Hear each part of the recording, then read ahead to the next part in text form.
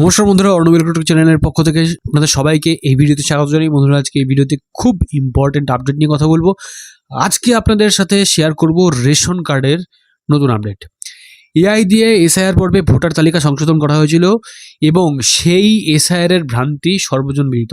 এবার ration card গ্রাহকদের তালিকার সংশোধন করা হবে, আবার নতুন করে রেশন গ্রাহকদের নাম রেজিস্ট্রি করা হবে, রেজিস্ট্রেশন হবে এআই প্রযুক্তি ব্যবহার করে। ভোটার তালিকার মতো রেশন কার্ড তালিকা থেকেও কি তাহলে বহু নাম বাদ যাবে? প্রশ্ন উঠছে। কেন্দ্রীয় তথ্য সম্প্রচার মন্ত্রী অশ্বিনী বৈষ্ণব বুধবার কেন্দ্রীয় মন্ত্রিসভার এই সিদ্ধান্তের কথা জানিয়েছেন। তিনি বলেছেন, ভারত সরকার 80 কোটি মানুষকে রেশন দিচ্ছে। এই প্রক্রিয়াকে আরও স্বচ্ছ করার জন্য এবার রেশন কার্ড গ্রাহকদের নতুন করে রেজিস্ট্রেশন করতে হবে। এই প্রক্রিয়ায় সম্পূর্ণ নতুন তালিকা তৈরি করা হবে, অর্থাৎ দেশে মোট কত মানুষ রেশনের আওতায় আসছে সেই তালিকার পূর্ণাঙ্গ সংশোধন চাইছে কেন্দ্র। মন্ত্রী বলেছেন, কেন্দ্রীয় মন্ত্রিসভায় আলোচনার পর সার্থক রেশন প্রকল্প অনুমোদিত হয়েছে। 25,530 কোটি টাকা বরাদ্দ করা হয়েছে এই প্রকল্পে। 1 এপ্রিল 2026 থেকে 31 মার্চ 2031 পর্যন্ত এই প্রকল্প চালানো হবে।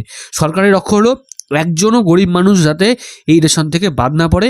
আবার যাদের পাওয়ার কথা নয় তেমন কতজন গ্রাহক রেশন পাচ্ছেন সেটাও চিহ্নিত করা হবে। অর্থাৎ এবার এসআইআর এর ধাঁচেই রেশন কার্ড তালিকা থেকে নাম বাদ পড়তে চলেছে বহু মানুষের। কেন্দ্রীয় মন্ত্রিসভার বৈঠকে আরও একটা সিদ্ধান্ত নেওয়া হয়েছে, রাজ্যগুলিকে আর্থিক সাহায্য করা হবে যাতে রাজ্যের খাদ্য সংরক্ষণ কেন্দ্রগুলি থেকে নিয়মিত খাদ্যপণ্য রেশন দোকানে পৌঁছে যায় ও একই সঙ্গে একটি রাজ্য থেকে অন্য রাজ্যে খাদ্যপণ্যের যাতায়াতটাও মসৃণ হয়। এর ফলে খাদ্যের যোগানে কোনো রকম সংকট হবে না। এই নয়া প্রকল্পে এআই মডিউল যুক্ত করার মাধ্যমে বছরে 280 কোটি টাকা বাঁচানো যাবে বলে আশা করছে সরকার। এদিন মন্ত্রিসভার বৈঠকে সিদ্ধান্ত নেওয়া হয়েছে রেশন ডিলারদের কমিশন বৃদ্ধি করা হবে। রেশন ডিলারদের বহুদিনের দাবি ছিল এটা। অবশেষে কেন্দ্র সেই দাবি মেনে কমিশন বানানোর সিদ্ধান্ত নিয়েছে বলে জানান কেন্দ্রীয় মন্ত্রী অশ্বিনী বৈষ্ণব। যদিও রেশন ডিলার সংগঠনগুলি এই সিদ্ধান্তে সন্তুষ্ট নন। বন্ধুরা, এই ছোট প্রতিবেদন থেকে এটাই জানা আছে যে এসআইআর এ যেভাবে নাম বাদ দেওয়া হয়েছিল, মানে অযোগ্যদের যেভাবে নাম বাদ দেওয়া হয়েছিল, রেশন ডিস্ট্রিবিউশন সিস্টেমেও কিন্তু এখন ঠিক সেম প্রসিডিওরে এআই ব্যবহার করে বা এআই মডিউল ব্যবহার করে একইভাবে কিন্তু ভেরিফিকেশন স্টার্ট হবে।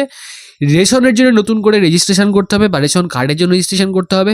যারা ফিনান্সিয়ালি একেবারেই উইক তাদেরকে শুধুমাত্র রেশন কার্ডগুলো দেওয়ার পরিকল্পনা নিয়েছে। যারা ফিনান্সিয়ালি উইক নন বা যাদের ক্ষমতা আছে তাদেরকে কিন্তু হয়তো রেশন কার্ড দেওয়া হবে না, বা তারা রেশন দোকান থেকে রেশনে সরকারের দেওয়া এই খাদ্যশস্য পাবেন না। তো বন্ধুরা, এই প্রকল্পের নাম দেওয়া হয়েছে সার্থক রেশন প্রকল্প। এটা অলরেডি স্টার্ট হয়ে গেছে।